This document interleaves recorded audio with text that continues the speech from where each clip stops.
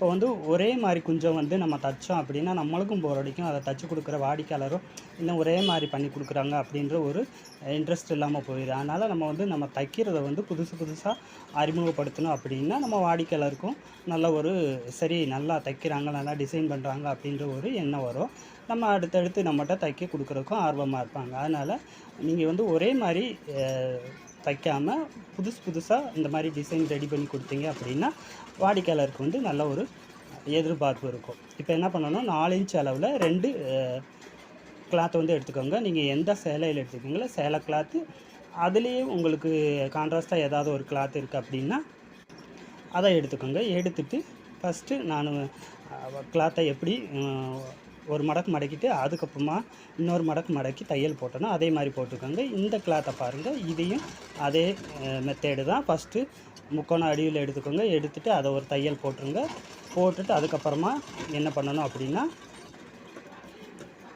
எடுத்துக்கோங்க. பாருங்கள் நான் எப்படி வைக்கிறேனோ அதே மாதிரி கரெக்டாக அதே ப்ராசஸ் தான் அப்படியே வச்சு என்ன செய்யணும், அதை வந்து ஃபஸ்ட்டு ஒரு தையல் போட்டுக்கோங்க. இல்லை நீங்கள் அயர்ன் பண்ணிவிட்டு ஸ்டிச் பண்ணிங்க அப்படின்னா உங்களுக்கு ப்ராப்ளம் இல்லை. நீங்கள் இந்த மாதிரி தைக்கிறீங்க அப்படின்னா ஒரு ஸ்டிச் போட்டுருங்க. அது போட்டால் வந்து உங்களுக்கு சேஃபாக வந்து இருக்கும். அது வந்து கிளாத் வந்து விலகி போகாது.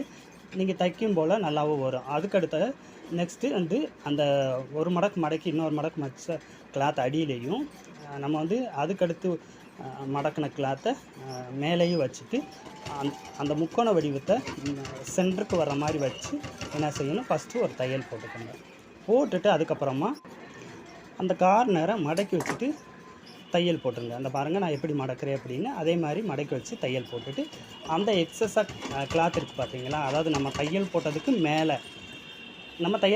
மேலே இருக்கிற கிளாத்தை என்ன செய்யுங்க, கத்தரிக்கோலால் கட் பண்ணிடுங்க. கட் பண்ணிவிட்டு அதுக்கப்புறமா நாட்டை பிடிச்சி திருப்பிட்டிங்கன்னா ஒரு சூப்பரான நியூ மாடல் குஞ்சம் வந்து நம்மளுக்கு வந்து கிடச்சிரும். பாருங்கள் பார்க்குறதுக்கு எவ்வளோ நீட்டாக இருக்குன்னு. அதாவது உங்களுக்கு பெரிய குஞ்சமாக வேணும் அப்படின்னா அது இன்ச் அளவை வந்து கூட்டிக்கோங்க. அது சின்ன சைஸாக போதும் அப்படின்னு உங்களுக்கு தோணுச்சுன்னா இந்த மாதிரி நான் சொல்கிற அளவே வந்து வச்சுக்கோங்க. பாருங்கள் பார்க்குறதுக்கு எவ்வளவு லுக்காக இருக்குது, பார்க்கவே அருமையாக இருக்குது, நீட்டாக டிசைனாகவும் நம்மளுக்கு கிடச்சிருக்குது.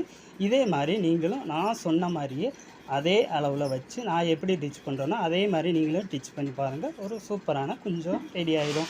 அதை நீங்கள் தைச்சி முடிச்சுட்டு எப்படி இருந்துச்சு அப்படின்னு சொல்லி நான் மறக்காமல் நம்மளோட கமெண்ட்ஸில் கமெண்ட் பண்ணிவிட்டு போங்க.